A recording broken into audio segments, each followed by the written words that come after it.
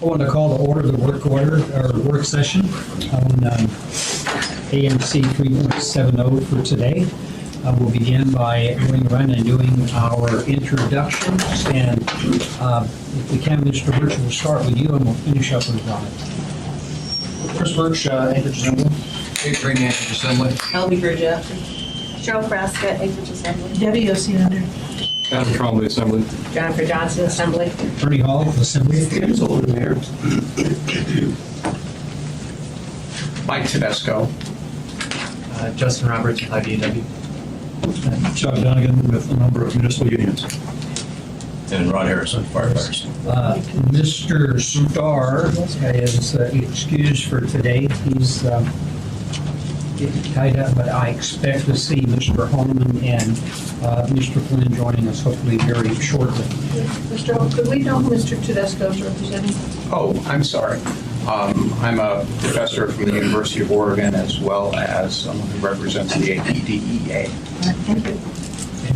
And let the record show that Mr. Holman has joined us.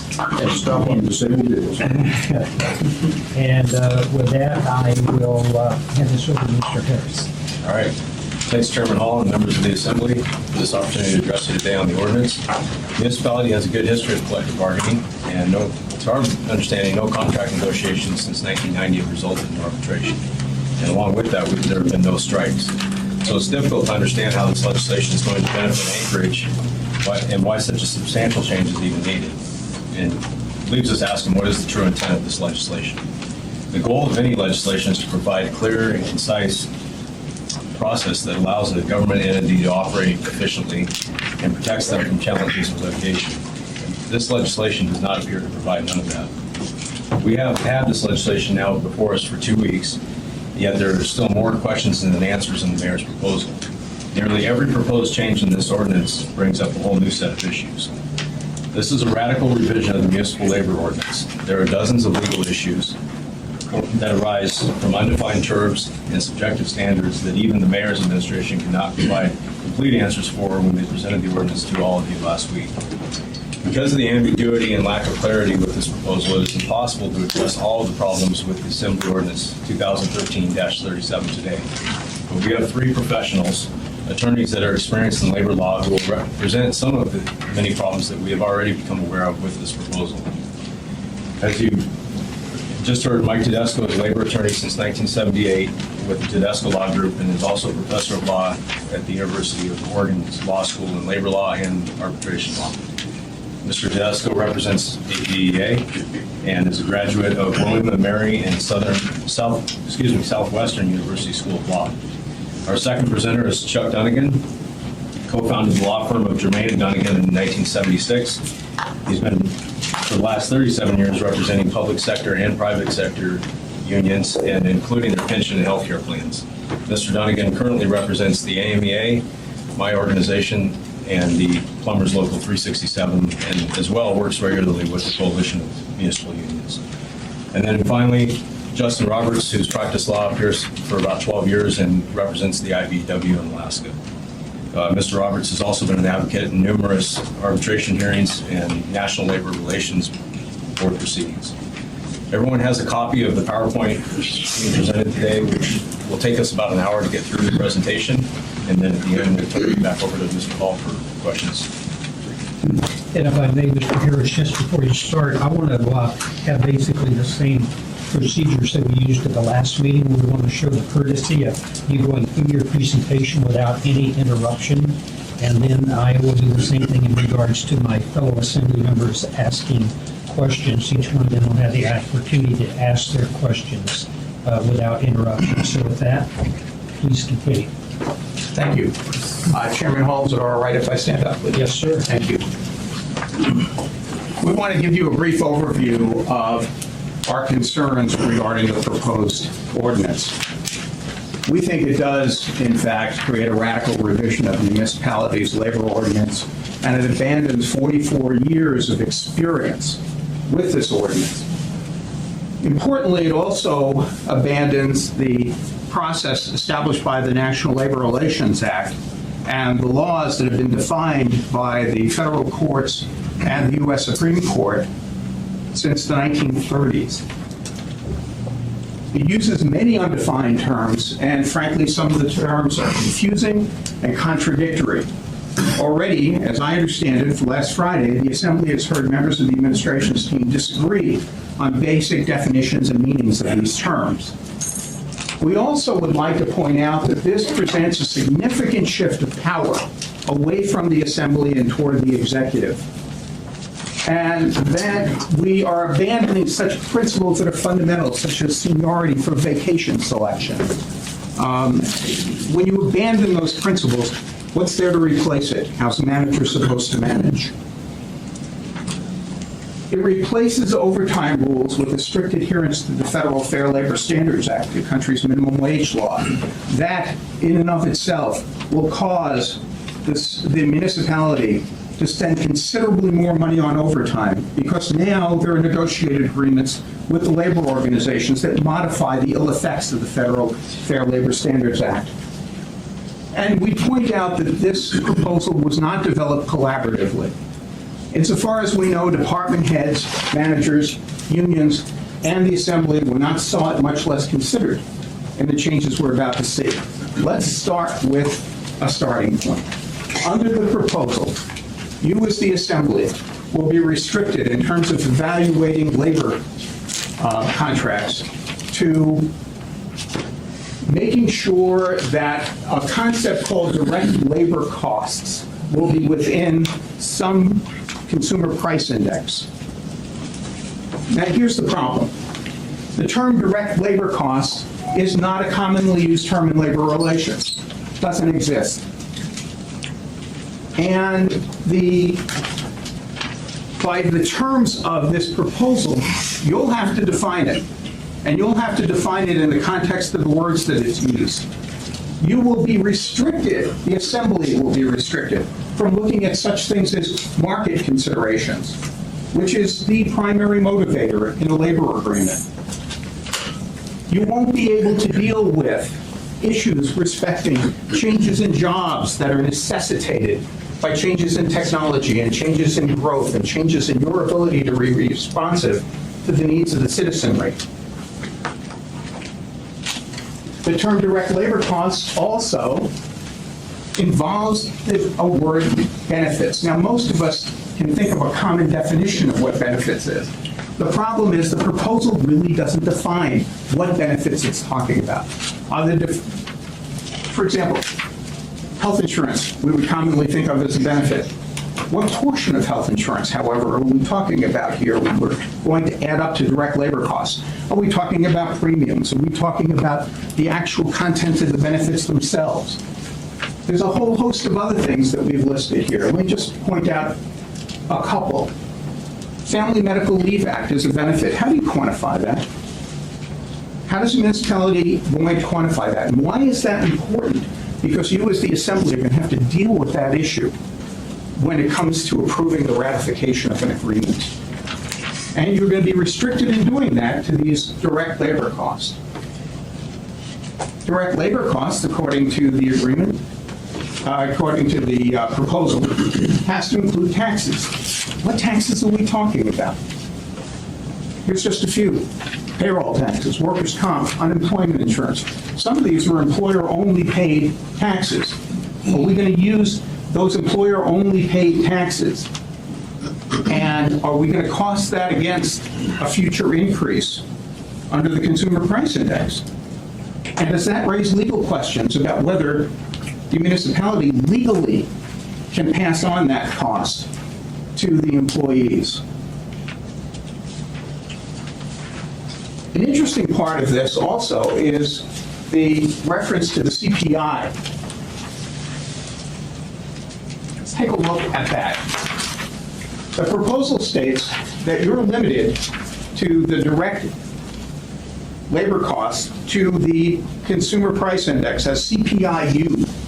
And it says the CPIU is the year-end index provided by the State of Alaska Department of Labor. There's many problems in that sentence, some of which you're not going to be able to deal with. For example, the State of Alaska does not release the CPI. That's a function of the federal government. and the United States Department of Labor. More than that, there is no such thing as a year-end CPI. No such thing. There's monthly indexes, there's annual indexes, there's a first half index and a second half index. There's a CPIW, there's a CPIU. There's CPIs with certain things in the marketplace basket excluded. There's local CPIs, there's national CPIs. There's no adequate definition because the definition refers to a CPI that simply doesn't exist.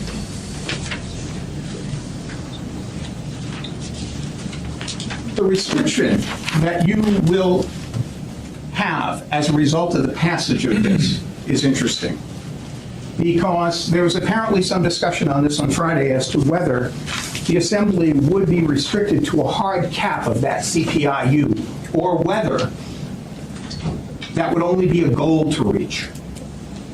I read it as a hard cap, clearly from the language that you see here, that's in the proposal.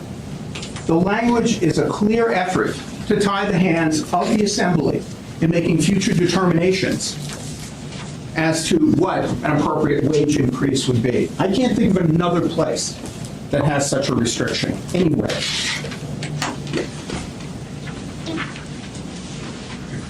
We think there's a need for flexibility in terms of your deliberations when you assess the appropriateness of a labor contract. You should be able to look at the market. To do the right thing by the citizens, you need to be able to assess the labor market. You need to be able to assess recruitment and retention rates. You should be able to assess the changing nature of employment in the city, particularly as technology grows and as new business comes in. You should be able to look at more cost of living, well, certainly an appropriate cost of living standard. You should be able to determine the employer's ability to pay. You're not given those responsibilities under this proposal. For example, the Affordable Care Act is going to very soon likely change the way health insurance exists and what it's going to cost. How will you as an assembly be able to respond to that, given this proposal in the future? The answer is you get an up or down vote and that's it. Your hands are tied. You can't discuss it. You can't consider it.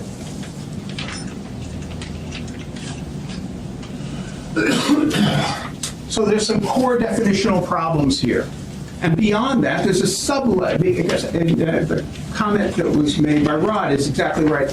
Every time you look at a definition here and you peel it away, you see other problems. So for example, when you think about direct labor costs, how are you going to handle a situation where there's an expansion of an employee work group for some reason? Will that labor cost, that additional labor cost, be held against the existing employees? And will that labor cost be used to actually reduce the pay of existing employees? What if you're in a circumstance at that point where, because of labor market forces, you're not able to attract people with the skills and abilities that you need? You as an assembly will have your hands tied. You will not be able to deal with that issue. So there are core definitional problems. Beyond benefits and taxes, which we've talked about, there's this concept of pay enhancement. And my colleague Chuck is going to talk about that a little further. We don't know what that term means. That's not a labor relations term. Special pay, allowances, pay steps. Is that a pay enhancement? Is that a longevity step? Is it even okay to have a contract from this point on where pay steps will be allowed? What do you do with the people who are on the pay steps?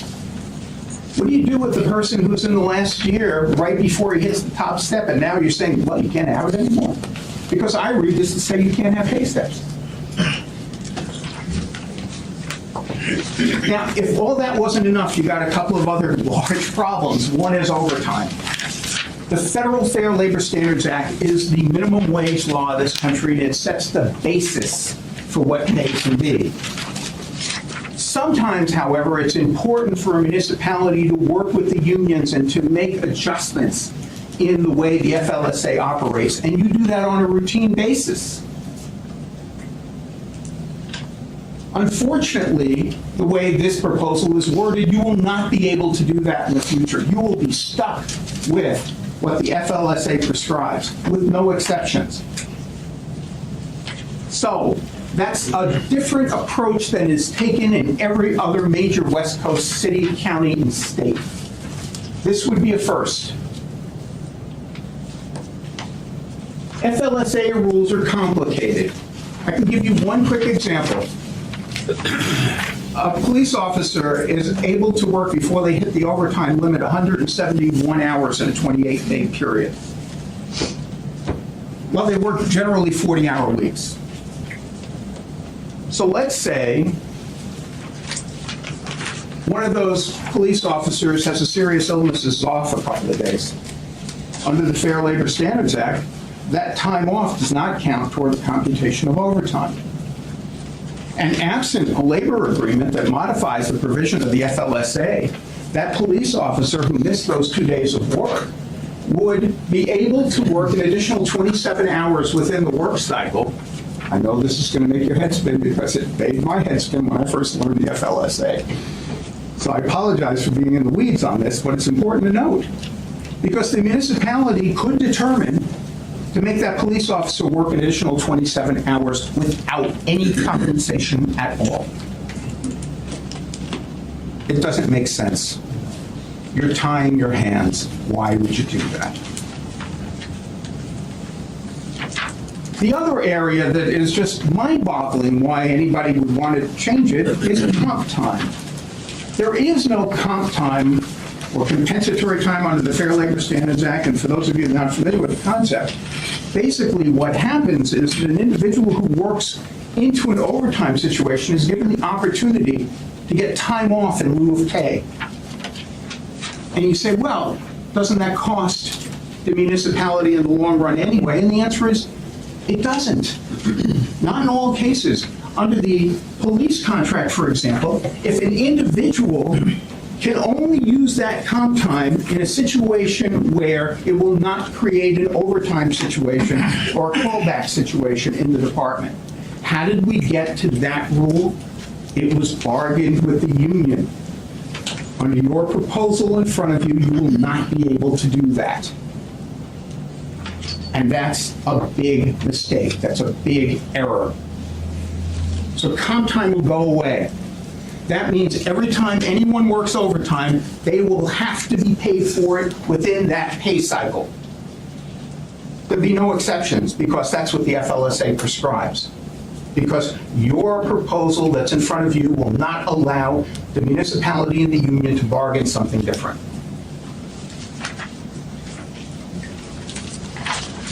So overall, what are our concerns? One, as we indicated, we think there's a power shift going on here between the Assembly and the executive branch, and that's something that you should not only be concerned with to your current dealings as Assembly members, but as we go down the road and we look to other assemblies in future years, because what you're going to do here would bind them. The second thing is, by abandoning the National Labor Relations Act standards and definitions, you're essentially throwing out 80 years of definitions and 40 years of working definitions here in Anchorage. That's a mistake. And finally, there's a saying in labor relations law that I'm sure the four of us know pretty well, which is, you don't try to fix what ain't broke. Excuse the grammar. What are we trying to fix here? We've had 20 years, in the last 20 years, there have been no labor stoppages, no strikes, no work slowdowns, no job actions, and there have been no interest arbitrations. What's the rush?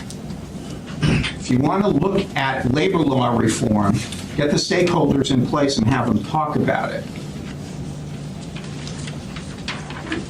Finally, looking at this National Labor Relations Act issue, because this strikes near and close to my heart as a law professor and someone who spends a lot of time reading National Labor Relations Board cases, which I might add are not pro-union decisions by and large, particularly in the last 20 years, and I'm sure my colleagues would agree with me. I bet you even Mr. Earnhardt would agree with me on that. Under the National Labor Relations Law, we know what these things mean. We know what a supervisory employee is. We know what a mandatory permissive subject is. We know what is and isn't an employee benefit. We know what the purposes of seniority is. We know when you can bargain safety. If you throw this all away, we have to start from scratch. That would be a huge mistake. Situations like that cause protracted bargaining because we have to define every single thing in that labor contract. And you take your basic 20, 25, 30-page labor agreement and you turn it into a monster. Why do we want to do that? That's going to eat up staff time, it's going to eat up employee time, and it's going to eat up the time of the good people who are doing HR in this municipality. So, as I'm pretty much at the end of my time, let me do this. We think that this is a drastic, poorly thought out, poorly written proposal, and that it will inevitably do harm to not only the municipality, but the worker relationships with working men and women that you have. The impacts of the proposal are unknown due to this poor drafting and poor conceptual basis of moving forward. Why are we reinventing the wheel? You're opening Pandora's box. We'd ask you to reconsider that.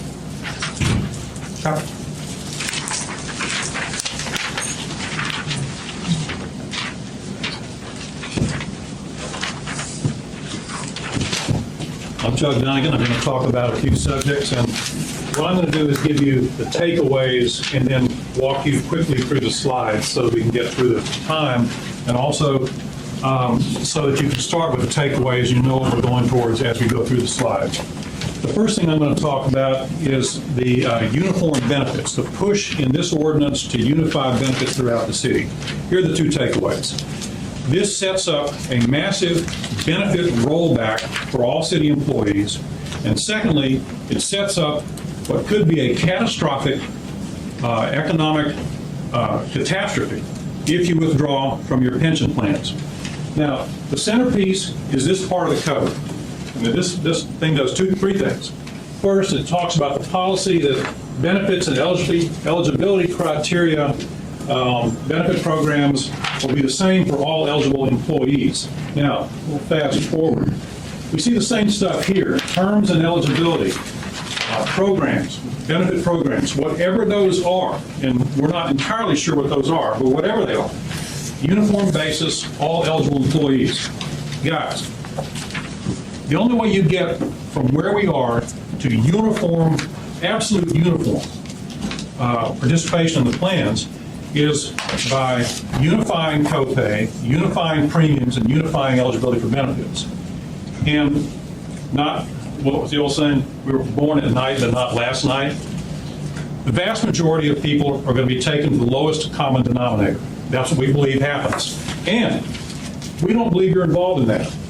We believe you're asked to allow it to happen, but you're not asked to be in the room when it does happen.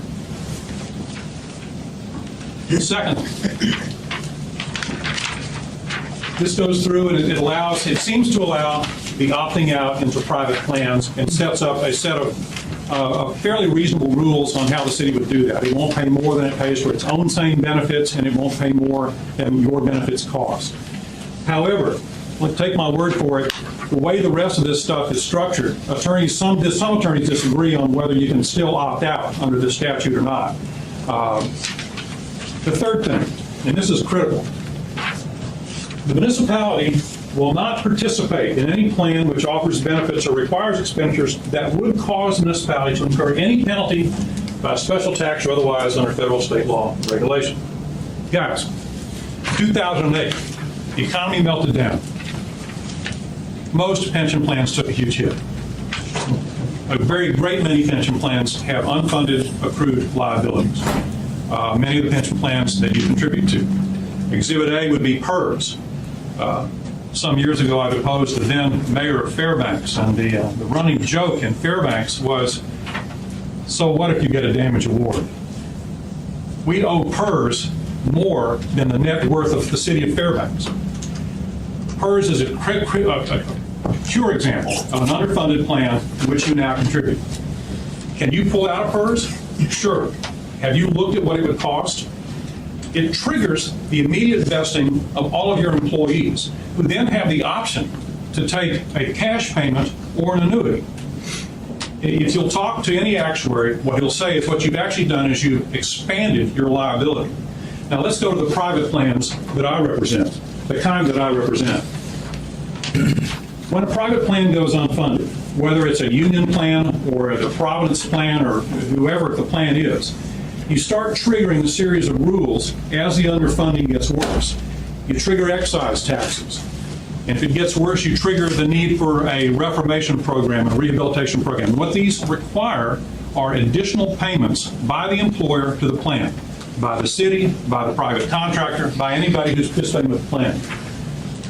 You already participate in plans that are requiring penalties and that will impose withdrawal liability.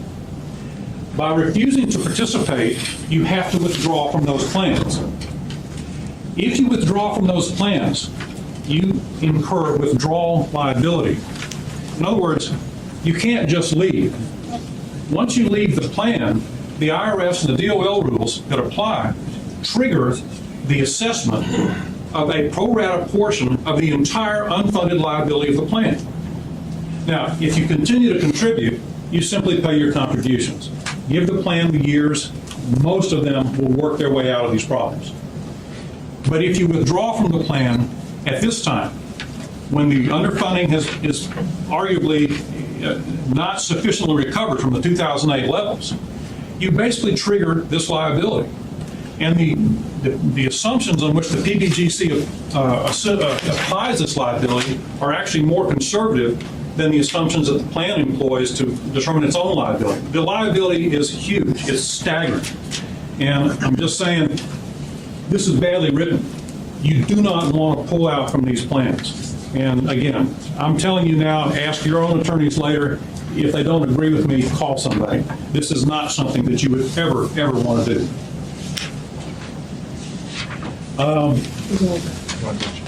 Did I go the wrong way? Yeah. Oh, do I head upside down? I do. Sorry.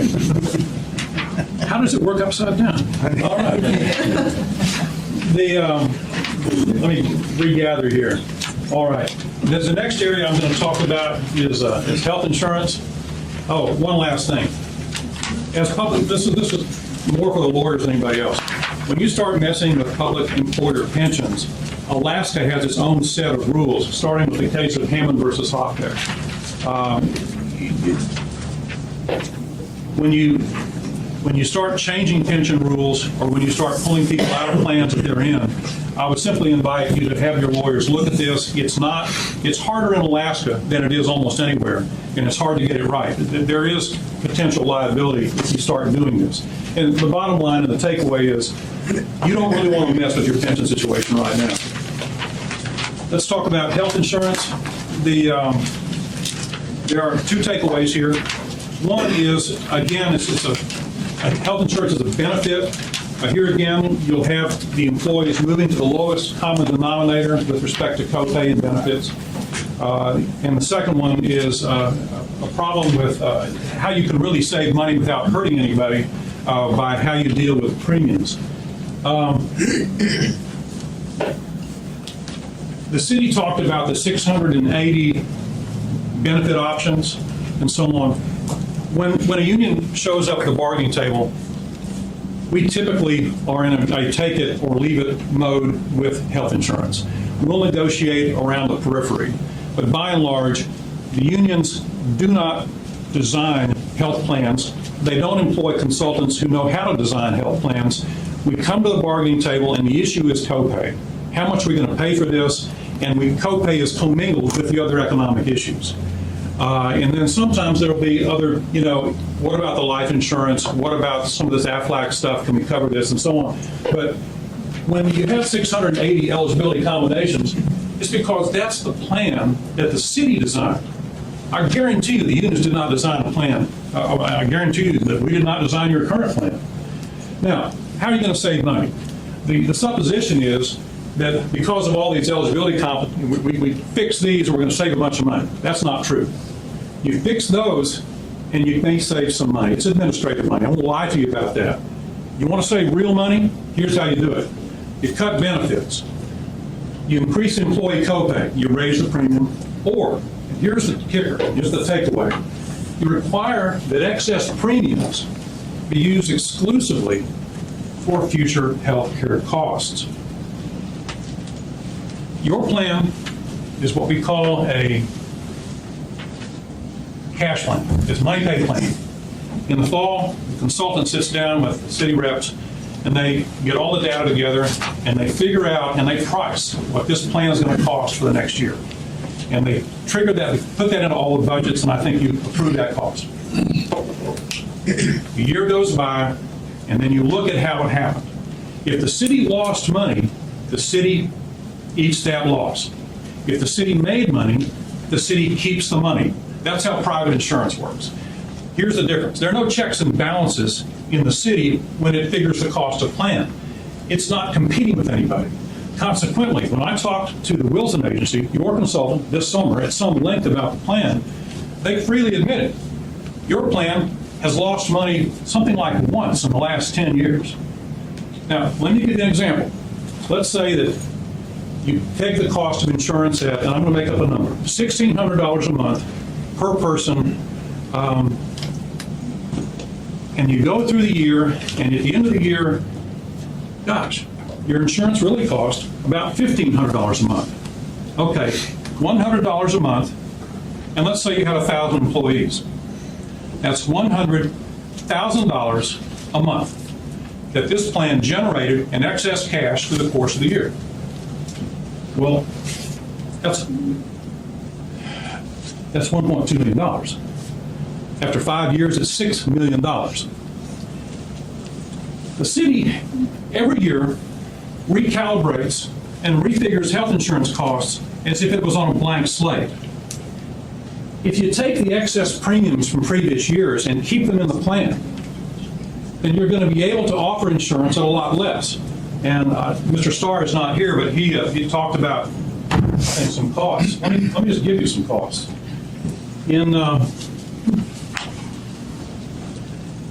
This is the labor's health insurance plan. Employers whose employees are organized by the laborers can participate in the plan. They have a deductible of $1,250 per person, $3,750 per family. There are a few $250 hospital, there are a few other odds and ends deductibles. There is no limit on the overall annual plan payments, and the per person per month cost of this plan is $1,350. Now, this is the SVC. It's the new 4-page thing that all of our health plans have to put out. I don't think that any of you can go on the private market and buy insurance this cheap. I know we can't. So, again, but the city can do what these plans do. In these plans, all the funds are held for the exclusive benefit of the participants. Same thing I'm saying here. The money is held exclusively for future health costs. If the city's serious about saving money, that's what you do.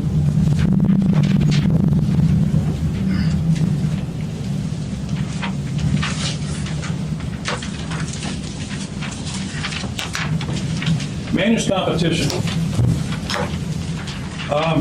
Be quick, there are a couple takeaways.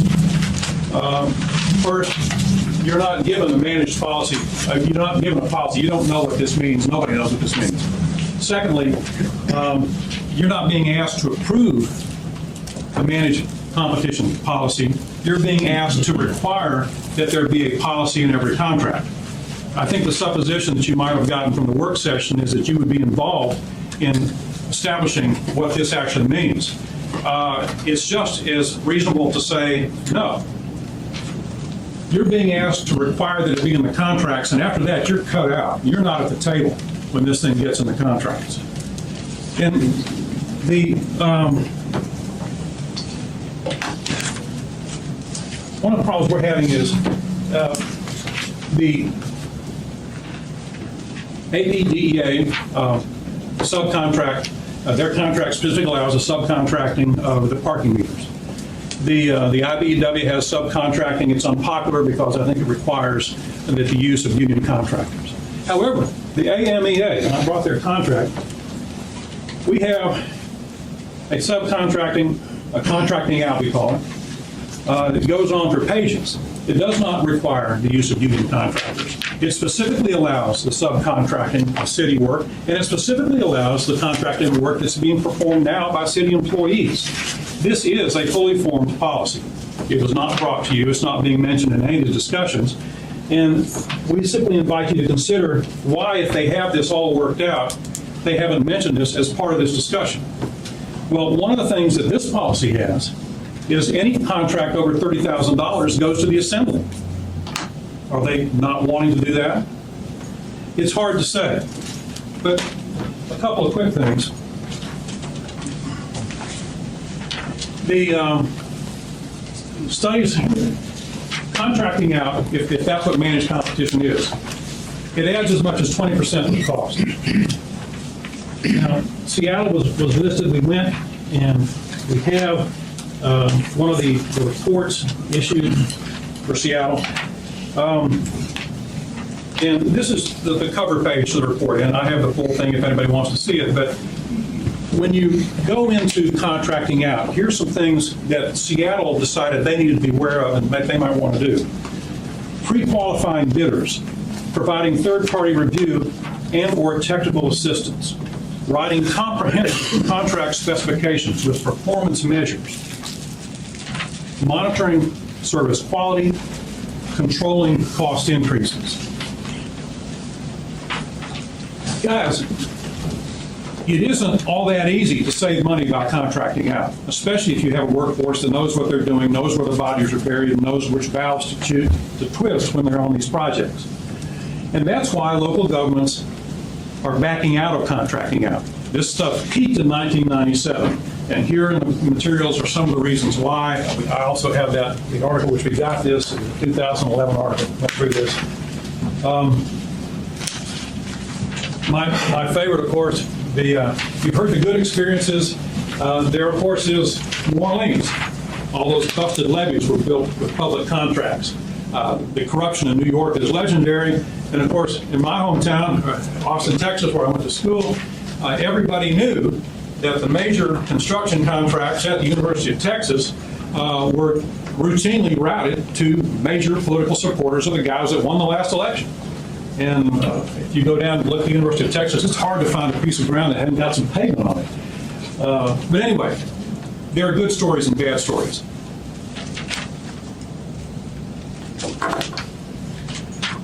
Past practice. You were told that past practice is an ill-defined term and difficult to work with. That is not correct.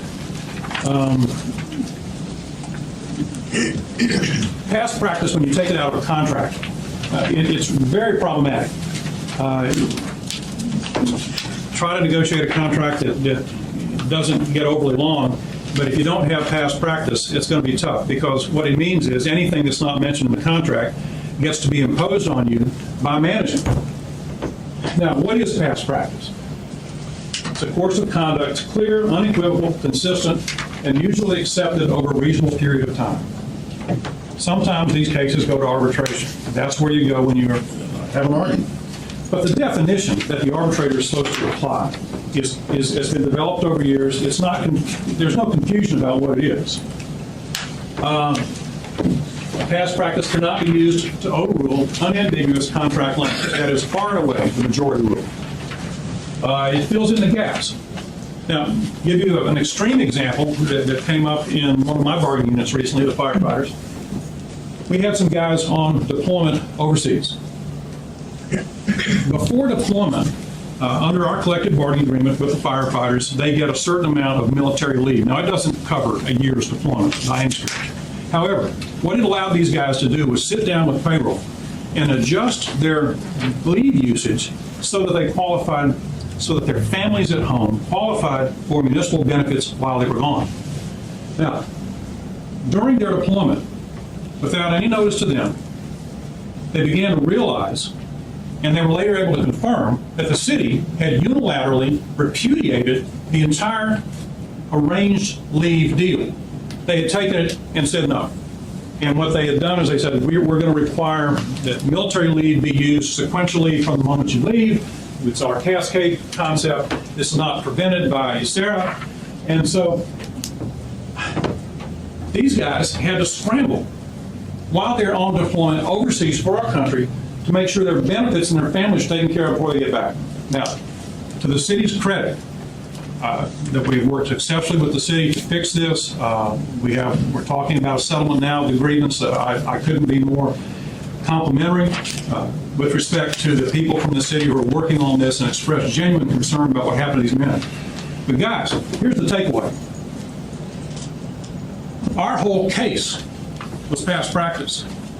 You can't do this from time out of memory and then tell us that suddenly you're going to change this. This hurts people. It hurts people in the worst possible ways because nobody sees it coming. Nobody expects it. You have no way to protect yourselves. Now, this is an extreme example. The city's being good about this, but it flat happened, and it can happen again. And past practice is one of those things that protects everybody.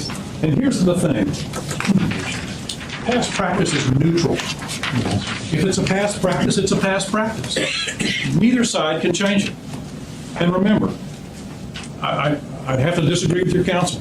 When you have an unambiguous contract provision, past practice doesn't change it. That's the case where you find out they've been doing it wrong for years and they decide to do it right, and you sit down with the union and say, well, that's what the contract says. They're going to do it right, and that's just how it's going to be. So I don't see this as a problem. Most of the people on our side of the table, actually, I don't see it as the problem that the city sees it. I see eliminating past practice from contracts as a huge problem. Final thing is safety. What this does is it, in management rights, it essentially takes employees out of the conversation of employee safety. I can't tell you how opposed we are to that and how dangerous we think that is. It suggests that at some point the safety decisions will be made in the accounting offices as opposed to on the streets of Anchorage where where the rubber meets the road on safety issues. One of the big ones we see now, what you'll see is methods means and personnel, which operation, and then you got personnel and you've got the words equipment. And if you think about that for a minute, one of the things that we're thinking again in the fire department, currently trucks typically have four-man crews. At the scene, you have a guy to run the pumps, you have two guys to be first in, and you have one guy to stand in communications outside, all right? So you can run 3 trucks with 12 guys. Now, years ago, and for many years, we had 3-man companies, and the union for years said, this is crazy, we brought in NFPA studies, this is insanely dangerous, you're gonna kill somebody, give us 4-man crews. And it finally happened at negotiations. But now, what we're hearing is, and what you're gonna be hearing is, well, we can have 3 trucks with 4 guys, but hey, we can have 4 trucks with 3 guys. And all I ask you to think about is when the fire's in your neighborhood, maybe even at your house, which of the guys on that crew are you okay leaving off the truck? The takeaways from me generally, and I'll try to be brief, is this. This legislation is a Trojan horse. To the extent that we think we know what's in it, these are disasters. And I would invite the Assembly, please do not open the gates of the city and let this in.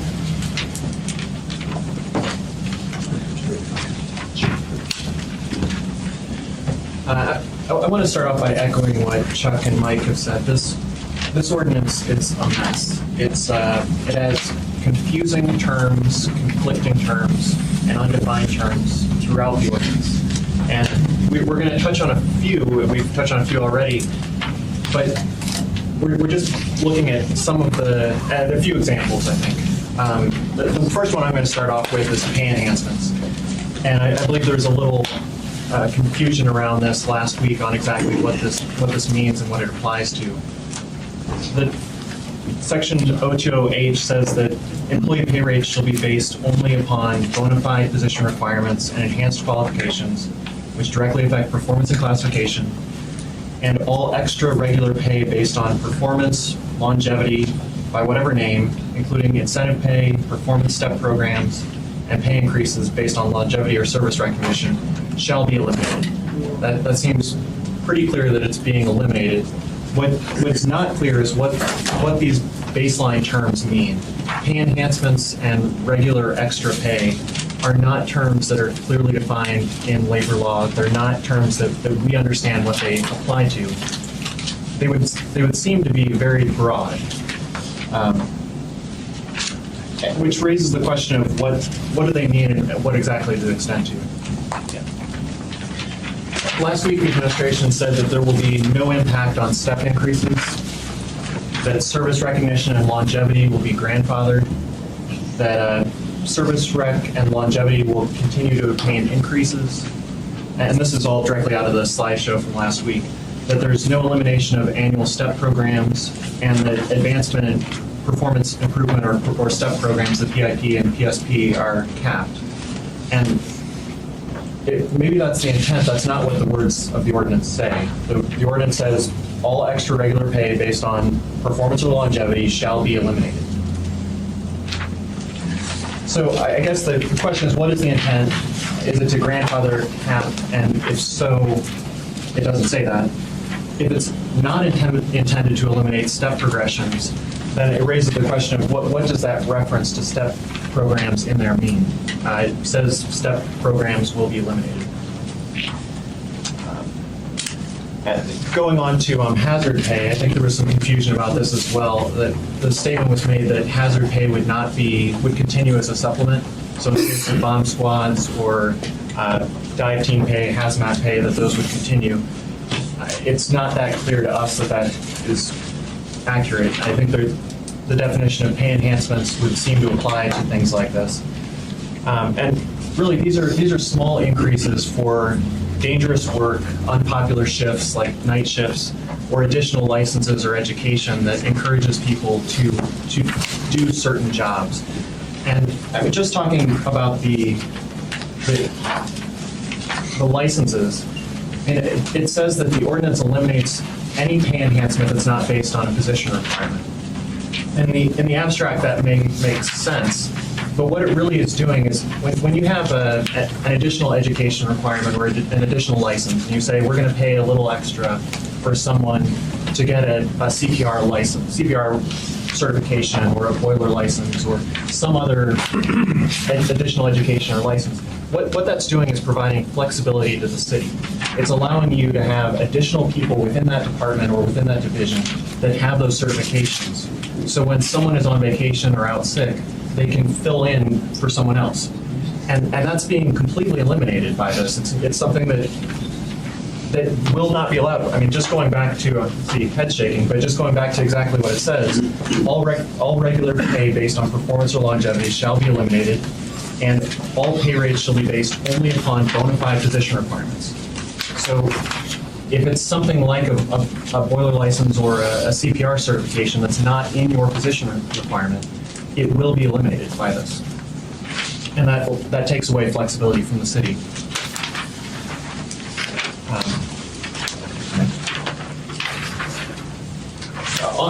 On a policy level, the reason that pay enhancements are in there, some of these incentive structures, are to allow, I guess there are two ways you can do it. In order to get somebody to take a job that's dangerous, to do a night shift or something like that, you can either raise their base pay across the board, which then increases rates for overtime and everything else, or you can do specialized incentive structures. So you're going to say, we're going to pay them for the period that they're on the top of an electrical pole, for the period that they're on the bomb squad, for the time that you're actually working on a night shift. And by eliminating this, by taking away those types of incentive structures, you're eliminating it for all departments, all 2,200 represented employees. without looking at the specific needs of that department and the specific needs of that division in order to incentivize pay. You're essentially tying the Assembly's hands for the future and tying the hands of future Assembly. And that's just one example of where the Assembly's hands are being tied by this ordinance. Under the ordinance, the Assembly would be forbidden from approving labor contracts unless they contain a managed competition clause. They would be forbidden from approving a labor contract that goes above CPI, regardless of what the market conditions are. You'd be forbidden from applying pay enhancements for education, shifts, hazard pay. You'd have to have uniform benefits, holidays for all departments, regardless of what is needed within that specific department. And I think there are a lot of different needs, from the fire department to municipal light and power. Some departments need certain fire retardant clothing or different types of benefit structures or shift structures in order to have a 24-hour coverage at a power plant or for the police dispatchers. There are different needs in different departments, and a lot of this is requiring uniform systems that don't make sense for the city.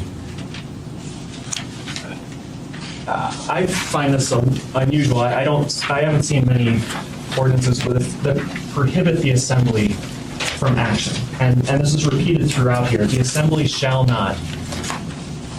The Assembly will not be allowed to ratify an agreement unless it contains. No collective bargaining agreement will be ratified by the Assembly if it contains certain provisions. Over and over again, you're tying your own hands on dealing with future labor issues. And I guess the question it raises is why? Why would the Assembly want to tie its own hands and limit its own flexibility? And these are a couple other examples that can't vary from the Fair Labor Standards Act, has to offer uniform benefits regardless. Another area that I think needs to be addressed is movement of power from the Assembly to the mayor's office, to the executive branch. And I think there was some confusion last week on the Employee Relations Board and how it's appointed. I think the statement was made that labor appoints one member, the mayor appoints one member, and those two work together to appoint a third. And that's not what the current law says. It's not what the ordinance says. That all three are appointed by the mayor and then approved by the Assembly. And I think as mayors change, so did philosophies on the ERB. Looking at the ERB, under this proposal, essentially what is happening is that there are some decisions of the ERB that look to be non-reviewable at all. So if the ERB decides under section 050D6 who should be excluded from bargaining, it says that's the final decision under the current ordinance, that's the final decision. It seems to be limiting any appeal from that. And then if you go to section 140K, it says that all appeals from the Employee Relations Board shall only be by gross error, which is a very high standard of review. It's higher than arbitrary and capricious. It's only allowed essentially if it's obvious and significant error. So power is being moved to the ERB and to the mayor's office that is essentially not reviewable by the courts. Just to conclude, this ordinance has so many problems. We've touched on a few of them today, but it's going to be impossible to implement. It has conflicting terms throughout. It suffers from basic lack of definitions. It removes power from the Assembly.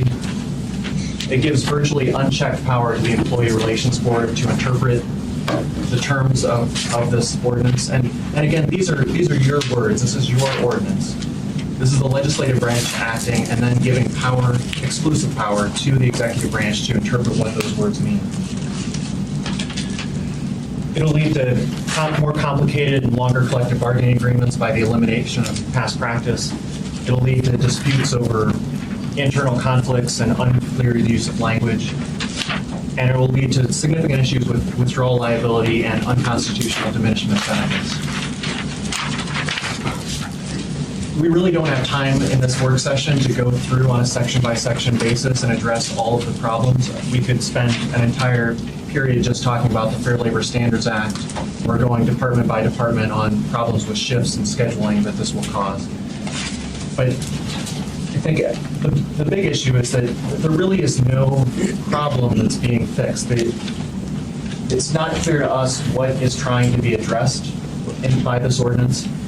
It abandons 4 decades of history under the National Labor Relations Act, and 4 decades of positive relations history here in Anchorage.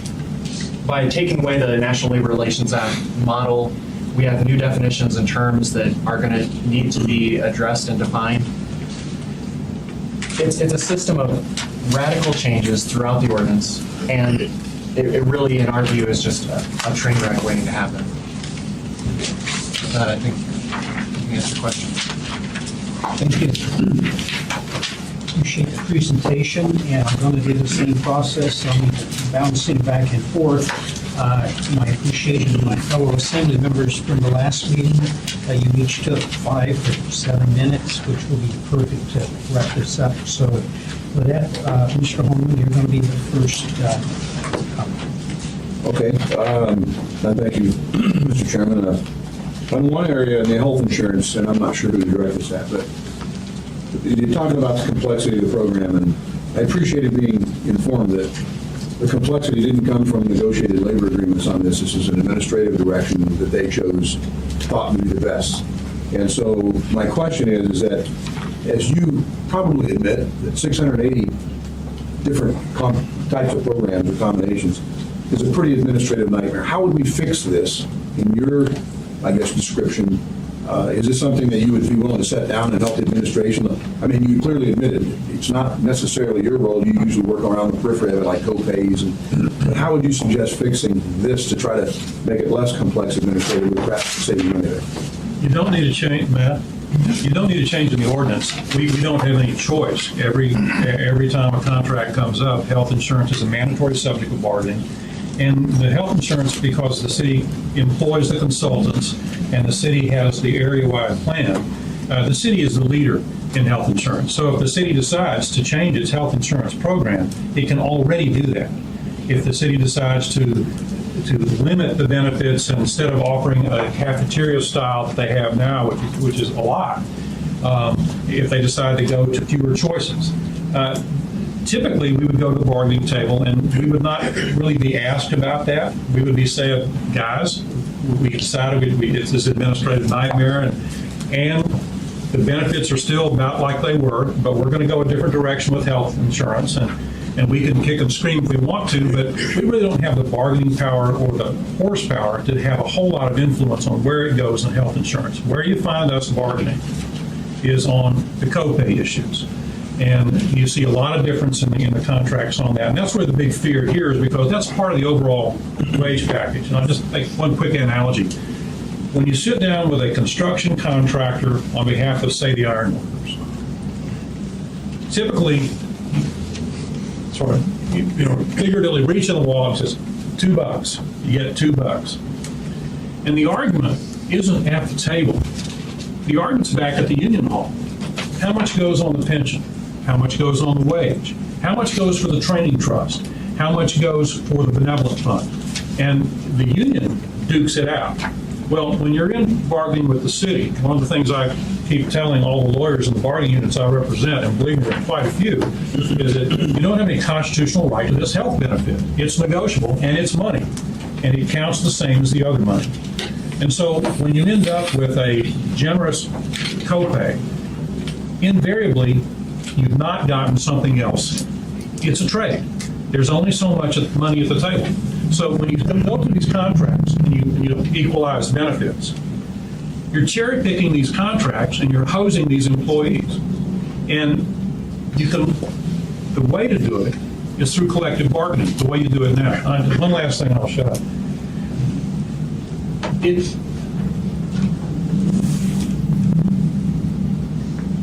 All of these contracts were negotiated by the administration and approved by the assembly. If you think that prior administrations got off the tracks, remember, it wasn't the labor code that was broken. It's not the labor code that's broken now. The labor code gives you the roadmap to change things the way you want to. It will require that you be reasonable. It sets out procedures. It can't be done suddenly. But the roadmap is there. And I think, I'm clearly not a fan of this mayor and his policies, but I'll tell you what, his collective bargaining agreements so far have been pretty tight. And it doesn't seem to me that this mayor is having a whole lot of trouble at the bargaining table keeping costs under control. So the next question, briefly, I don't know what my time is. I was just going to add one comment that it also seemed from the presentation last week that the change is not to uniform, well, it's a uniformity of costs. It's unclear to us whether we're actually going to be getting rid of the 600 plans or just changing the cost structure of all 600. So then, we're going to past practice. Again, I don't know who to direct this to, but under the current code and under the current practice, if you can't settle it through the grievance process, it goes to an arbitrator or mediator, a fact finder, one of those that's built into the code in collective bargaining, I'm assuming. Is that correct? Typically an arbitrator. Okay. And I understood your explanation of it's defined for over 50 years. I read that through here, and I heard you say a little bit that what defining past practice is fairly clear. What's done currently, just short of going to an arbitrator, when you decide, like a lawsuit, if you settle a grievance, to try to perhaps eliminate, for instance, if management would say, if I agree to this and I settle, let's say the next 10 guys that feel they got grieved or got wronged come to the door and say, yeah, me too, me too, me too.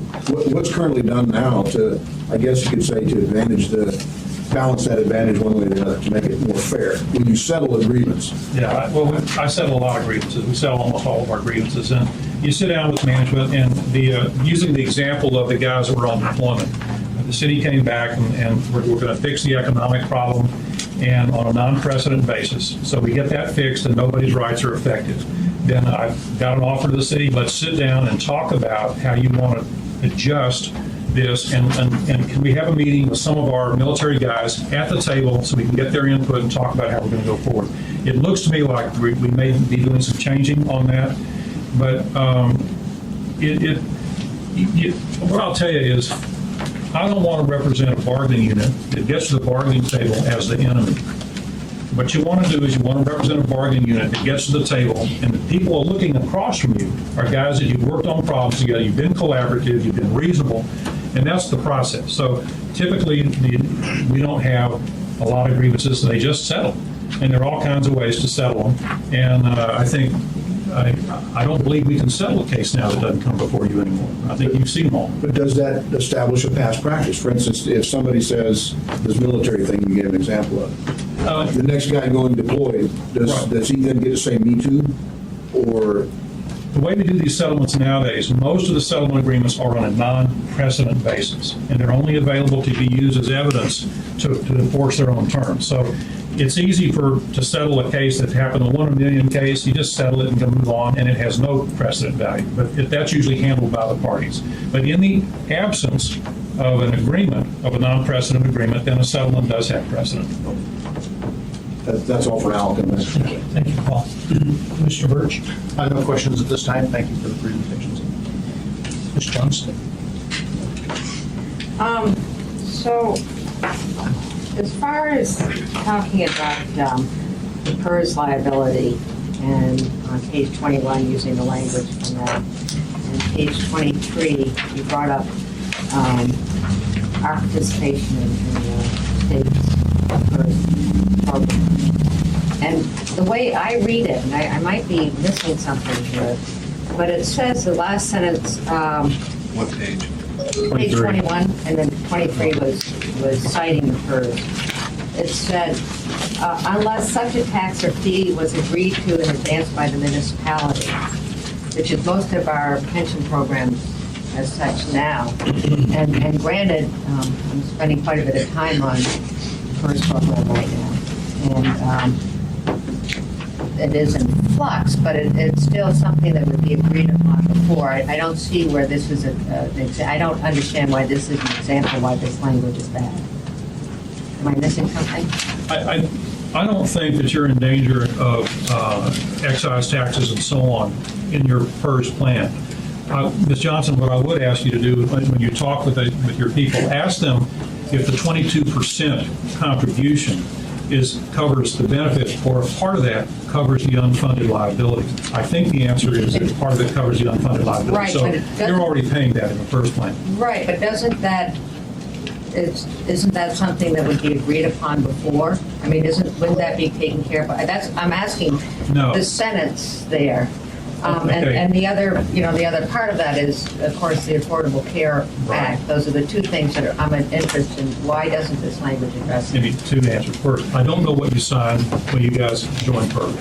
And you may have agreed to some things I just simply don't know about. Yeah, we've I just got read to the do statute. that. Moving to the pension. Nobody signed in a compliance agreement or a collective bargaining agreement that went into withdrawal liability. Nobody did. Nobody even thought about that until after beginning of this century, and then in particular after 2008. Those are imposed by the federal government, particularly by the IRS. The plans are required to be audited every year. The actuary figures out the funded status. We have the new Gatsby rules that are coming out. Right. All those things apply. And then depending on the level of unfunding, you have certain federal requirements of the plan and the participating employer. This stuff is not in any collective bargaining agreement. When I get letters from employers, that's usually the first thing I say. It's like, hey, I didn't make this rule, and nobody and we don't like these guys any more than you do, but let me tell you what your obligations are. And we go through that. And that's really what I'm doing here. It's like, unions didn't make the rules, the city didn't make the rules, the government made the rules. And for these underfunded plans. So I'm still slightly confused. I think you're asking whether that last sentence Right. would apply to withdrawal liability, Right. and you've already agreed to it. I think you're raising a good point. The part that I think gets confusing is I'm looking on page 6 of the ordinance under E, and I've read that paragraph a dozen times, and I really can't figure out what it's saying. The first sentence says benefits and eligibility criteria shall be the same for all eligible employees. That would seem to require withdrawing from any other type of plan. And when you have PERS, you have the. So that's where you feel that we maybe need to strengthen the language or. Well, I just don't understand how that sentence, then you get the next one, which seems to allow opting out. Those seem to conflict with one another. And then the third one, I see as a reference to withdrawal liability, but I'm not totally sure.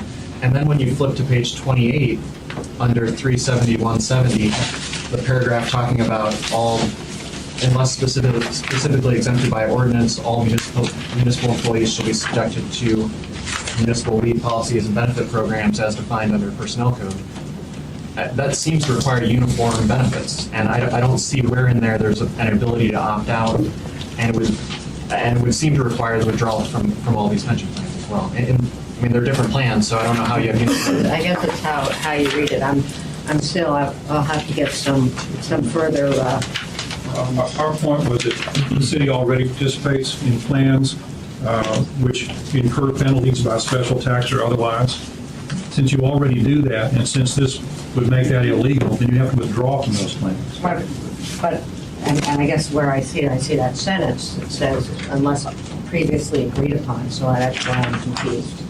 For the construction industry plans, there would be no previous agreement. I don't know about PERS, but I represent construction industry plans. It's unheard of. There are, because So then maybe the PERS wasn't the right example, maybe? PERS is, I use PERS because if you withdraw from PERS, you have a huge liability, and you're already in an unfunded plan. So it was easier then to move over. There are other unfunded plans, and these plans have triggering mechanisms. So if you pull out, then you trigger withdrawal liability. And when you trigger withdrawal liability, the assumptions change, and the assessment of liability is it's huge. Thank you.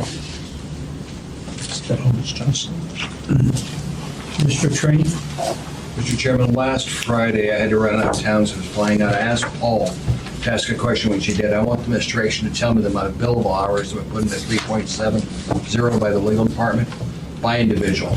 Now, let's see how much money was spent on this. And before I vote on this, I expect to have that the 26th or 27th, when I even get it scheduled. I want to have that information. To the unions, Seattle, did you figure out what they've actually outsourced? Do you know the programs they've outsourced? I don't. I don't know what they've outsourced. I'll find that out. We can Going to provide that 42. information to you, though. So would you slip to slide 42 for a second? Sure, be happy to.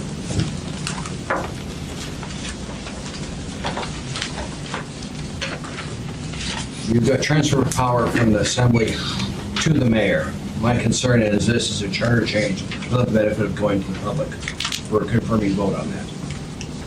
And I would anticipate we're going to have numerous lawsuits filed against the city relative to this, because this is simply a massive charter change without the benefit of going in the public's view on it. I would agree with the Assemblyman's characterization of that there are legal problems fraught here because essentially you are using through the ordinance process, making the types of changes that one would expect to be made in a charter amendment.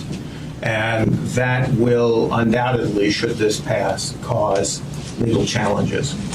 And those will be expensive, and they'll be time-consuming, and they will create a host of problems, which is why, at the conclusion of my presentation, I said, by passing this, you're opening Pandora's box.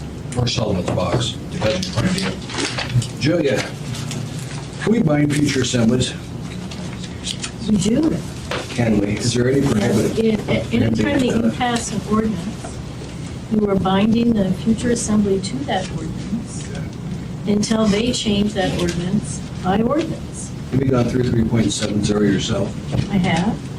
Okay. Have you given us your impression on it? I haven't given anybody my impression. Let's have it in writing, would you? Because you're our attorney and I trust your opinion. Thank you. That's all, Mr. Chairman. Mr. Trombley? I'm sorry, I forgot your name. Mike Tedesco. Mr. Tedesco. Thank you, sir. The term direct labor cost, what you're saying, well, one of the things that you mentioned was that it's not a commonly used term in labor practice. Right. I understand the purpose behind it from the administration standpoint of what is the actual direct labor cost, the total cost of the employee to the municipality? And that's just like in the private sector. If you pay somebody a wage of $15 an hour, it actually really costs the employer $25 an hour when you calculate taxes, benefits, all that kind of stuff. Are you saying that the term shouldn't be used at all, or that it should be better defined? Well, whenever you deal with a term in an ordinance or in a law, the first thing that you look at in terms of constructing what that means is you look at the context that it's presented in within the context of that law. That's the first rule.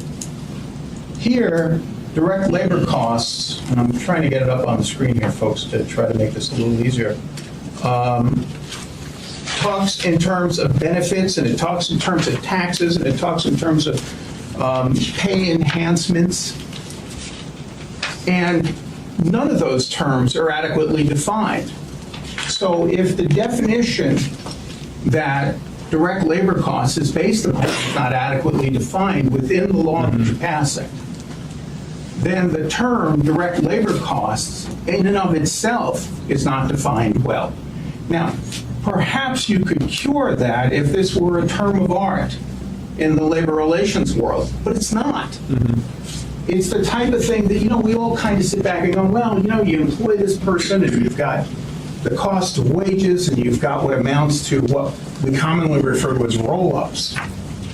And that's the cost of providing Social Security, and that's the cost of providing some level of employee benefits. But without precision, how will this assembly deal with the labor contract? Let me give you an example. Let's say you've got a police department with, Derek, how many members do we have? 500. 500. And let's say due to, growth, because of all the wonderful work you folks do, now we've got a larger population and we need 1,000 cops. What's a future assembly going to do when the payroll doubles in the police department? What are you going to do when you look at the CPIU when that next labor contract comes up and now all of a sudden your labor costs are 100% more? Is the labor cost pegged to the individual cop? Is the labor cost pegged to the individual bargaining unit? All the language says it's pegged to the contract. Well, the contract represents everyone. So if you add 500 more cops, to use an absurd example, but it would work with 20 or 30 or 40 or 50 or 100. The assembly that's sitting at the time that increase in members takes place would be totally puzzled as to what to do. Because you can only raise the direct labor costs, however you choose to define that, by what the cost of living index is. This last year, depending upon which cost of living index it is, and admittedly that's not well defined either. You know, most cost of living indexes were in the vicinity of 1.5% to 3%. So you've got a 3% growth, but you've got a doubling in the size of the department. What do you do? How can you fund it? That's the problem when you use undefined terms. That leads to contentious bargaining and leads to political fights that are totally unnecessary. Look, I think part of what's going on here is that some of you may be upset with the way things got bargained in the past. I can tell you from my work on cases here, and Mr. Earnhardt and I have gotten to know each other pretty well, that I've gone back and I've looked at the bargaining history in the police unit as it's evolved over time. And you know, the one thing that strikes me as just, frankly, a little bizarre, there's never the same people at the table on the municipality side. It's a revolving door.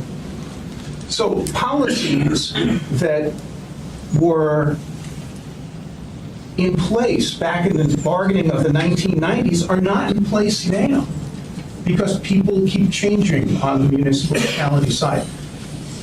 In other words, I think you're trying to fix a problem through legislation that's a management problem on the muni side. And so the sorts of issues that are being discussed, this direct labor cost issue, whatever that means, is the type of thing that if you establish goals and practices in bargaining on the management side, you should be establishing those in the long run, not the short run, and effectuating those goals. And that's what I would suggest is the solution to the problem to the extent that you believe there is one. If I could just continue on that a little bit, I think this is one of those areas where the lack of definitions is going to be really problematic. So, I mean, what it says on page 6 under D is that no collective bargaining agreement will be ratified by the Assembly if the percentage increase in direct labor costs associated with the agreement will exceed CPI. Associated with the agreement. So you have 1 year, like he's saying, where you have 500 police officers and the next year you have 1,000 or whatever. The direct costs associated with that agreement have doubled. Does that mean that all wages have to come down by 50% in that year in order to make it so that it's not going up by more than the CPI? A year where you have a lot of overtime because of a lot of storm outages at the electric utility, does that change? It would seem to change the percent of labor costs associated with that agreement. So, I mean, you're going to have years with fluctuations of overtime, of people cashing out a lot of leave. Sure, I understand that. Could it not be argued, though, that you said something right before you stopped talking to me? It was in regards to I was talking about the continuity of the right. city's It was about approach. policy. Yeah. Yeah. Couldn't it be argued that very problem, the lack of consistent policy, which policy changes with politics, that changes every 3 years, change every 2 years on the Assembly. Could it not be argued, though, that by codifying particular language, you avoid that policy debate, and so now you actually will have some sort of consistency? You know, I don't agree with that, and let me explain why. I often hear folks like yourself that, you know, take the sometimes thankless job of running for office saying, you know, we should run it more like a business. Government needs to be run more like a business, that if the public sector were treated like the private sector, this all would be better. Well, in labor relations law, the private sector is the National Labor Relations Act. It is the decisions of the NLRB. It is the decisions of the U.S. Supreme Court and the courts of appeals throughout the country. What we're asking is that the municipality run like the private sector. The private sector, any big organization, and certainly this is one, is going to have fluctuations, inefficiencies, mistakes. We're all human beings run large organizations. And so but to legislate based upon, and to do something completely new, which is what's in front of you, and to get away from what's tried and true in the private sector, is a colossal mistake, because you're asking more questions than you can answer. And particularly where you're putting into an agreement or into law undefined terms, you're frankly stepping into an abyss. Sure.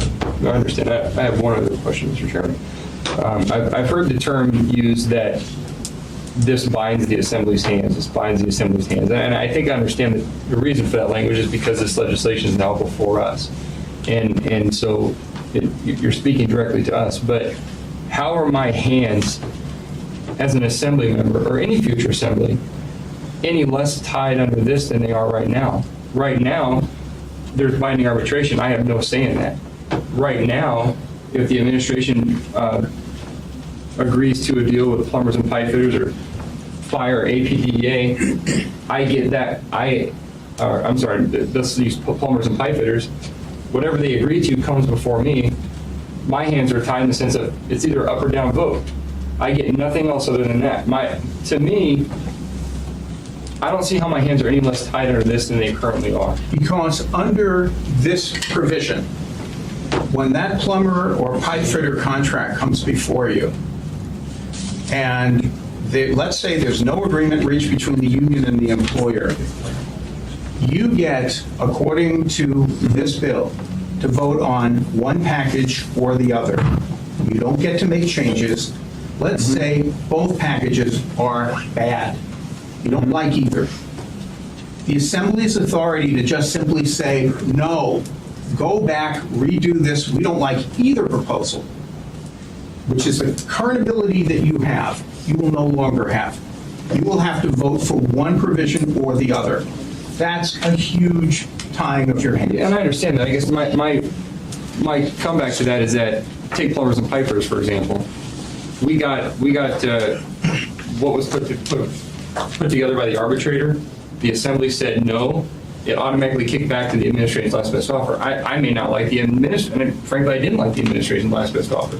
So to me, I still don't see how that's any different, but that's all, Mr. Chairman. Thank you. Thank you, sir. Mr. Gray Jackson. Thank you, Mr. Chairman. Thank you very much for your presentation. I just have one question, and I'm going to bring this up because I am forever, and for many, many years, I hear my colleagues and other people talk about how much money our employees make and that they're overpaid. But I'm looking at the statement on page 15 that says the municipality's own wage and benefit studies show that municipal employees are paid at or below market levels.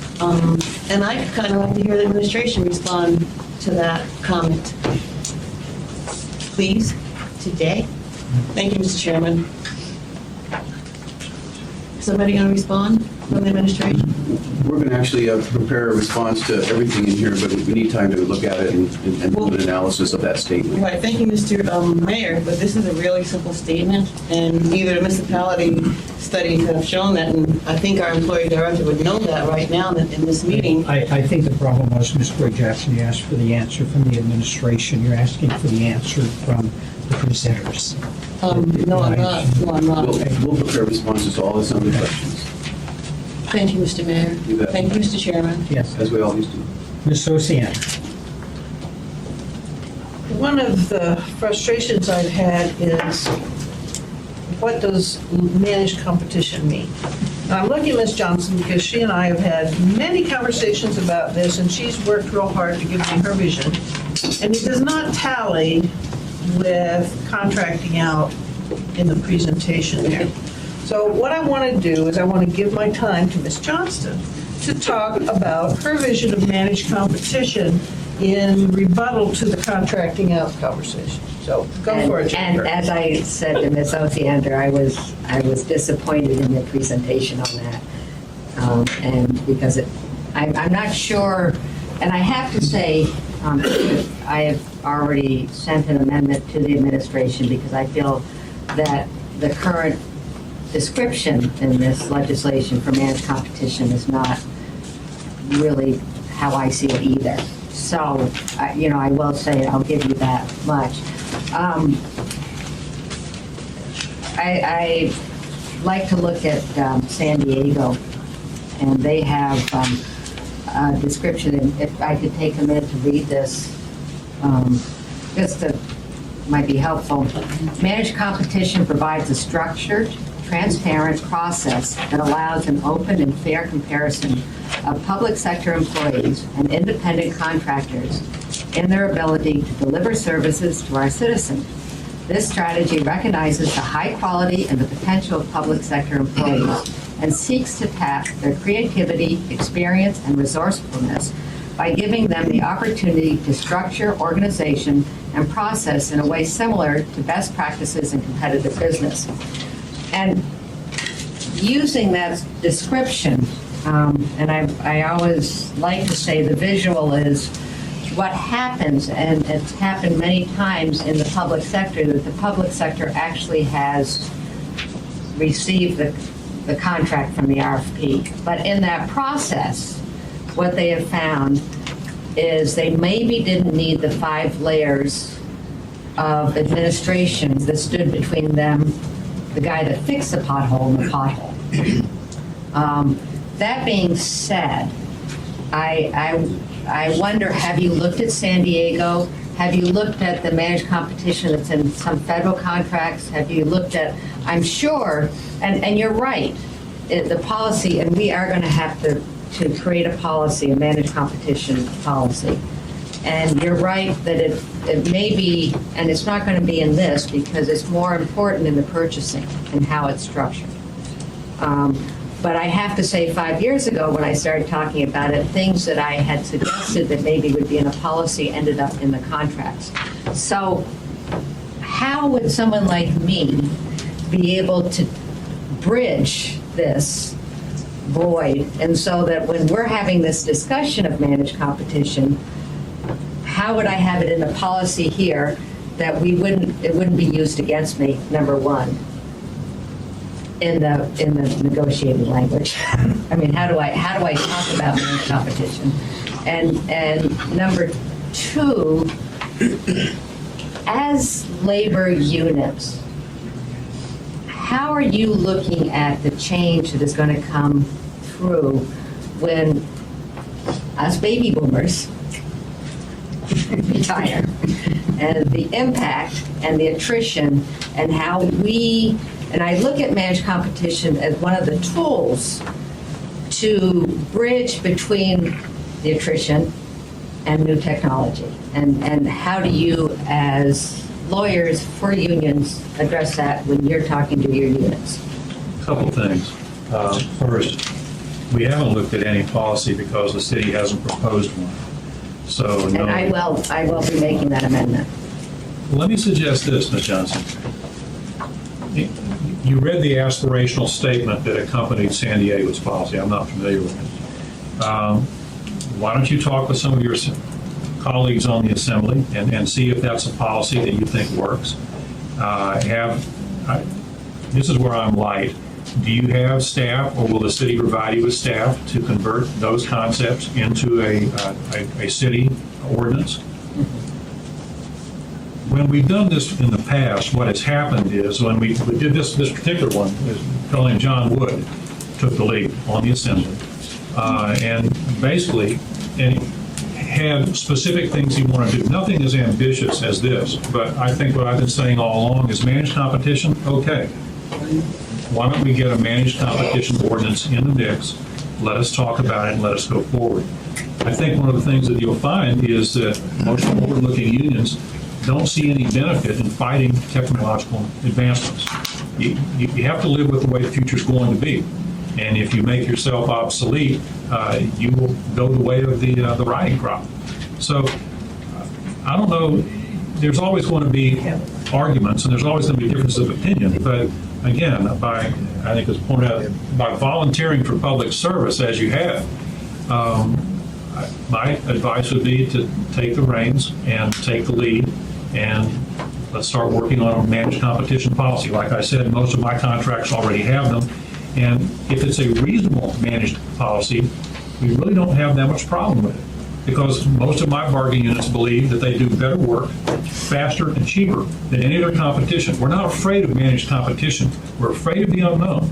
And we're afraid, really, Ms. Johnson, of people like you being cut out of the process when this thing is finally pushed out. But, and I understand, I hear what you're saying. I could also be cut out of the process by not having it as part of agreements, allowing a function of managed competition to be part of the agreements. Assemblyperson Johnson, I will tell you that in my 30-plus years of representing labor organizations, we welcome that level of competition. We welcome that challenge to do it better and cheaper. And, sometimes it's not always cheaper, however. Oh, And that's got to be built in, and that takes a discussion. And, this was proposed, 2 weeks ago? You're planning on voting on this in a relative handful of days? This is a big discussion that affects a lot of people in this room. This is not so simple that this should be pushed through without dealing with the stakeholders to this conversation. We are the stakeholders in this conversation, as well as yourself, as well as the contractors, as well as the citizens. Thanks. Thank you, Mr. Chairman. To Mr. Tedesco, I'm a former budget director for the city, and even us budgeteers, non-lawyer types, understand what direct labor costs mean.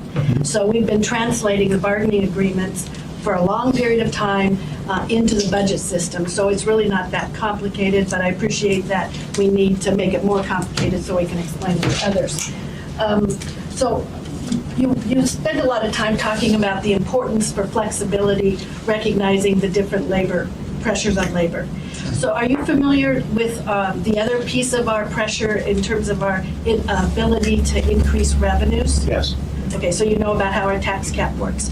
So what is your suggestion then about if the pressure on the labor side, the increases that that are bargained for or need to go higher than what our tax cap allows, what is your suggestion then as to how we pay for it? My suggestion is we deal with that in bargaining where it has been dealt with in every place else, including the private sector.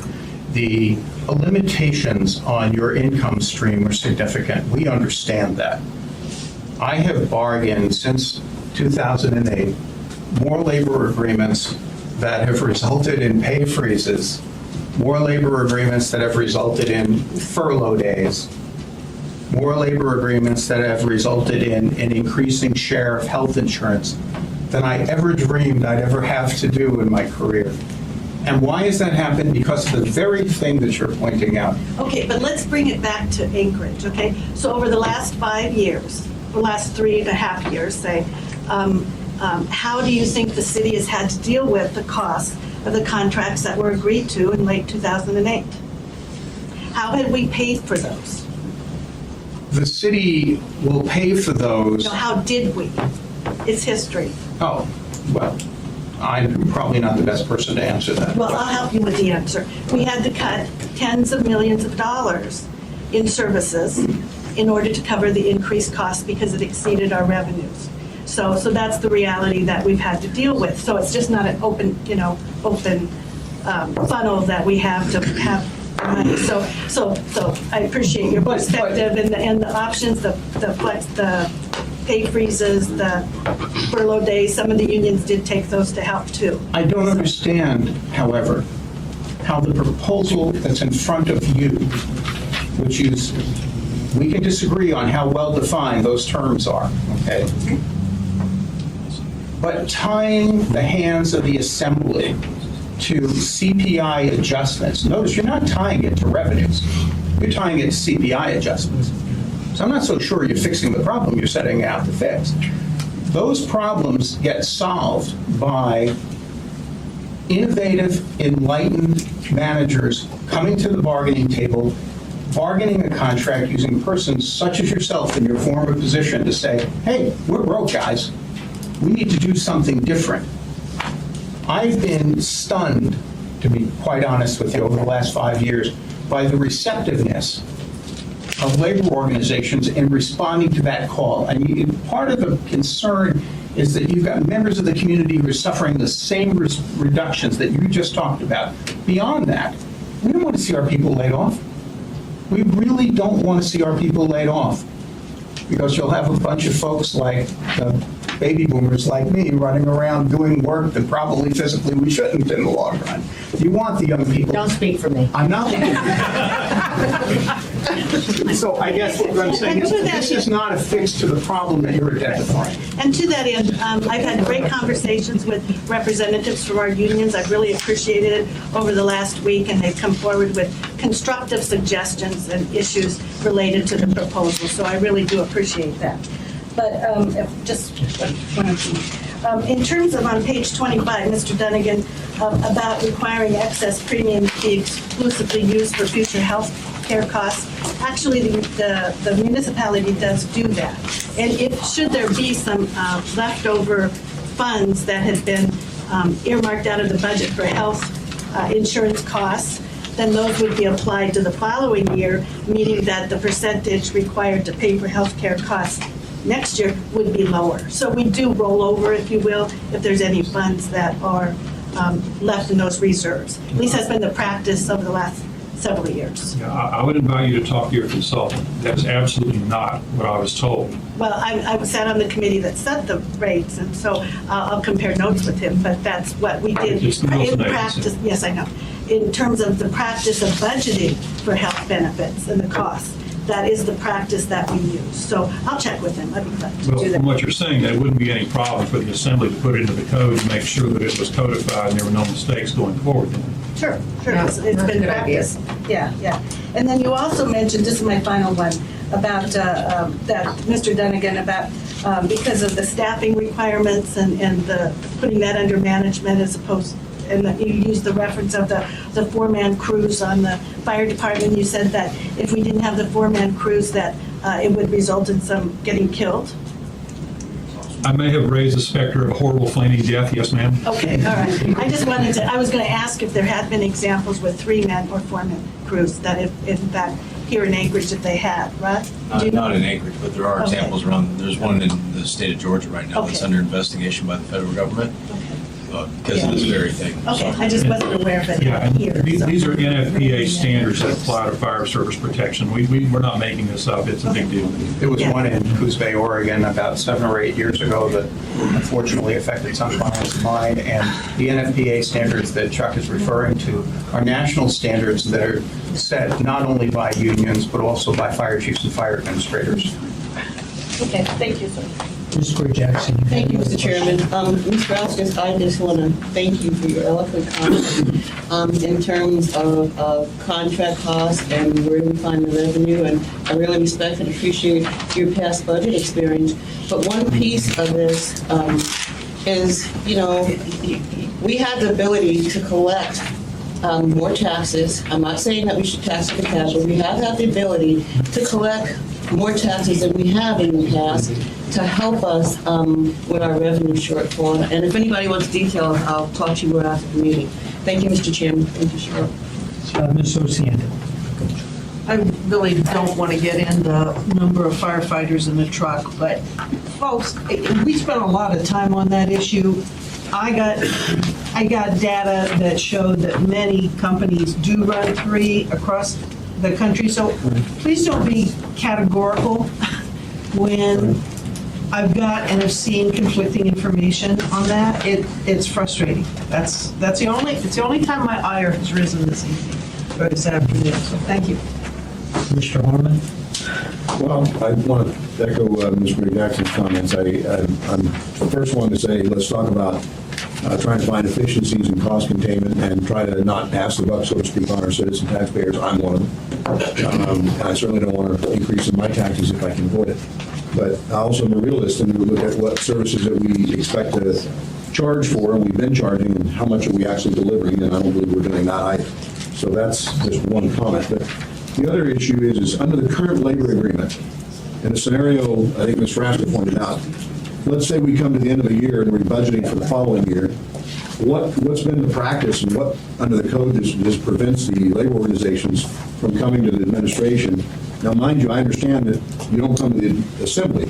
I wish you could, but that's not part of our purview under 3.70 and all that. But what would prevent labor from coming to the administration, making concession offers to help meet that budget gap? And has that been done? Yes, it has, from my understanding.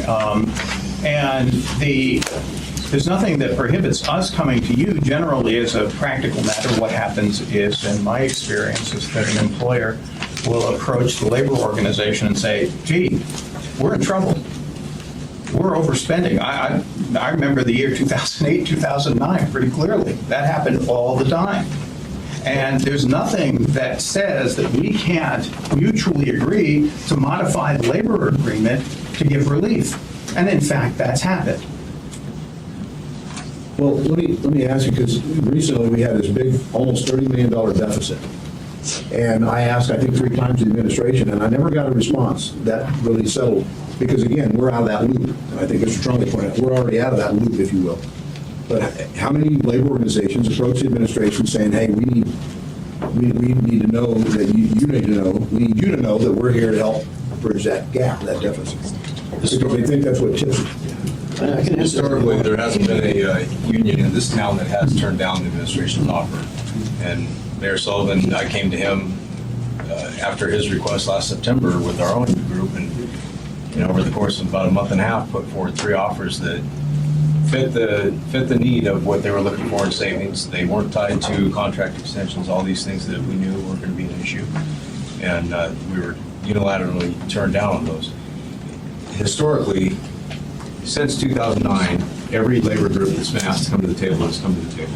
In 2009, a number of the unions in this town that worked for the city came forward and gave back money. We did it in 2004 when there was a shortfall there too. It's not something that's unheard of, and it's not something that we've ever. And nothing in the current labor law would prevent that. No. And Rod's right, we were approached by ABDEA, AMEA, Fire, but in every case, there was an ask for an extension. And in every case, there's always something that has to be given back on the back end, like in 2009. That came with a contract extension to it. So a 5-year contract became a 6-year contract. So talk about tying the administration's hands when all of a sudden, instead of a 5-year deal, you got a 6-year deal. And there was pay enhancements that got added onto the back end. So it never comes free. It's never truly, hey, I'm going to help the taxpayer, I'm going to help the budget. It always comes with a price. And that's just the bottom line. Just to correct you, our offer this last year, we did not ask for a contract extension. We offered to open the contract up and negotiate a new 2-year deal with you, and we were told no. Yeah, okay. And see, we don't know this from the assembly level. They don't hear. And I'm here trying to fix a problem. And I don't know that there's a problem if you guys are already working within the confines of 3.70. That's just a comment. The AMEA had a recent contract opener, and it was for, basically for wages. The AMEA came to the city and said, we will put PIP, performance incentive pay, on the table. We realize how massively unpopular it is. We will put it on the table. Let's do this. And the discussions there were no discussions. They just said no. I could just. Mr. Train. There's a question. Managed competition or outsourcing, call it what you want. Buzzwords are cute. When I've seen it work for the federal government, the problem is the first year the contractor comes at a really cheap price. Year 2, 3, and 4, and 5, it goes right up the roof. And What's your experience with it? Have you seen the same thing? In my experience, and we can provide you a detailed study that was done by my university called All Costs Considered, that looks at the contracting out of school bus services, and typically what the contractor will do is they'll buy all the buses from the employer. Seems like a great deal, because there's a big cash infusion, but then when it comes time to bargain the next contract, you've got no leverage anymore because you don't have any buses. And so the school bus, company, private school bus company just ratchets up that rate. So it's not always the first contract that's the tell when it comes to, I'll call it contracting out. We can call it managed competition. We can call it outsourcing. Like your term. It's contracting out. And the other thing you lose with contracting out, of course, is control. Those are not city employees anymore. If they're doing something wrong, you don't have, as city managers, the ability to control their behavior. That's the contractor's job. So there's issues. I'll send that to you. I'll try to get that to you, if not tomorrow, then the day after. I know when I read the AIM that came with this, it said the purpose of this ordinance was to get politics out of it. Yet as I read it, it says you've got management's best offer, you've got labor's best offer, and then it comes to assembly to make a political decision.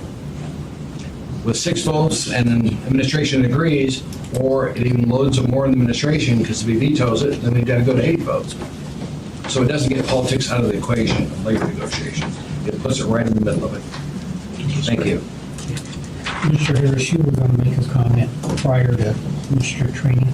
Yeah, Mr. Chairman, I just, in response to Debbie, your point on the firefighter staffing, I don't want the point to be lost that the workers in this city are the end user, if you will, of whatever safety practices and rules that we put forth, right? And it's just important that the employees have a say, if you will, in how these safety practices are recognized, adopted, and looked at by all groups. And the employees should not be cut out of that process.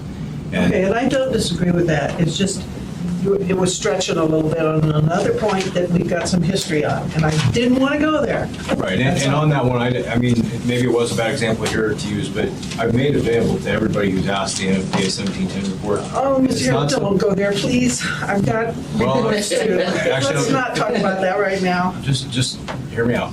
It's something that is not specific to firefighters. It's not something that firefighters, I should say, develop. It's something that the National Fire Protection Agency, which is not a group of Anchorage firefighters or firefighters from around the country, sat down and put this together. So, I think, let me just throw in, we use the firefighter example, it didn't mean to raise this much ruckus. Let me just say, the IBEW engages in incredibly and insanely dangerous work around high voltage lines. The plumbers and pipe fitters, water under huge amounts of pressure, treatment of raw sewage. I mean, you well know the disease potentials and so on. And what we're saying is... The point's fine. I'm with the point. Okay. The example got me, that's all. All right. Mr. Trombley, final question here. Just 2 things.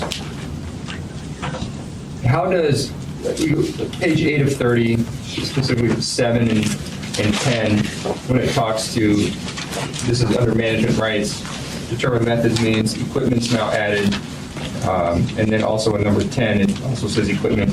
How does, and obviously, what does frustrate me is we automatically go to, well, if staff or if management can negotiate this, we're going to go back to 1980s fire protection, or, police officers are no longer going to have weapons because they're too expensive, which is not realistic, but it's generally the direction it's taken. But how does OSHA fall into this as far as there's safety minimums that have to be met, and so does OSHA play into this as far as requirements for fire protection on? OSHA has certain requirements that the city must, plumbing code, electrical code, these things usually have to bring up to OSHA standards and so on. When it comes to choice of fire retardant materials, what kind of hot stick the guy would be using, what kind of sanitation protection that the plumbers are going to have, I don't think we have much in the way of OSHA standards, and this is where our position, and Ms. Oceander, I know you get this, the employees who have to deal with this stuff, we think the city would be better off if they're included in the decision. So OSHA doesn't play into that to that depth that Yeah, Okay, to that depth. Okay. Let me say this, we almost never get into OSHA discussions on these Sure. issues. Okay. And then one other thing is that, from your opinion, since it seems to be that this ordinance enhances the Employee Relations Board, and right now, all 3 members are chosen by the mayor, approved by the assembly, is that something that you would like, if we do go through with this, is that something that you'd like to see change as far as, I'm just throwing this out there, I don't know if that's I personally would very much like what Will Earnhardt suggested, is one by management, one by labor, and then they choose one. Right, and then one, so there's 3. Oh, Yes. the 2 choose one. Right. Okay, I got you. So that's something you'd be open to, or some sort of variation? That would be an improvement, absolutely. Okay, all right. That's all, Mr. Chairman. Thank you. Gentlemen, appreciate your time, the presentation. Assembly, any questions that you've got, again, direct them to the Assembly clerk. And what we need, I'll give you just one. Mr. Harris, please get with Elizabeth. She's in the clerk's office here today, and give her the direction of where those questions need to go to be answered, because we want to make sure that we get them to the right location. Okay? I'd appreciate it. Mr. Chairman, I'm getting lots of calls on when this is going to come up. So let's just get it out. Are we going to deal with this issue on the 27th? Or are we going to deal with the 26th? When's this issue coming in front of the Assembly? You just love to upstage me, don't you? Well, as the direction of the chair, what I want to be very open with you is we are going to begin testimony on this at 6 o'clock on the 27th. I do not want to, have you guys standing by on the evening of the 26th, and we get tied up on Title 21 and don't get to you. I would rather give you a time and a date certain. So the 27th in Assembly Chambers, and I think we've got arrangements made that we've got overflow. The William Marston Theater will be available with video in there, so you'll be able to watch the proceedings that are going on. And I am looking at any possible future dates, but I don't have them nailed down. I've got a flighty assembly, I would tell you, and I'm getting all kinds of yes, no, maybes. So I'm work to see what we will do if we need continued testimony in regards to that. On the 27th, sir, can we then have a sign-up roster for everybody so we can at least get that started? Or do you envision just requiring them to queue up on the stand? I am going to just queue up on the stand. I did the sign-up sheet with Title 21, and when we finished up with that, we had about 75 names on that list that were never there or never showed, and we called every name 3 times on different nights. So, no, we're going to do it. They'll just queue up.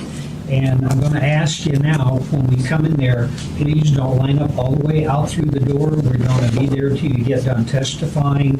And just for safety, it's better that we don't have a whole line of people, but we'll manage that. You guys, I have no doubt you managed it. You did a phenomenal job at our last assembly meeting when you were there. I couldn't have asked for better behavior, and we'll do that. But no, I'm not going to do a sign-up. I just want to know so that people know what the rules are. Right, no, there's not going to be a sign-up. Thank you. Ms. Jackson, did you have something?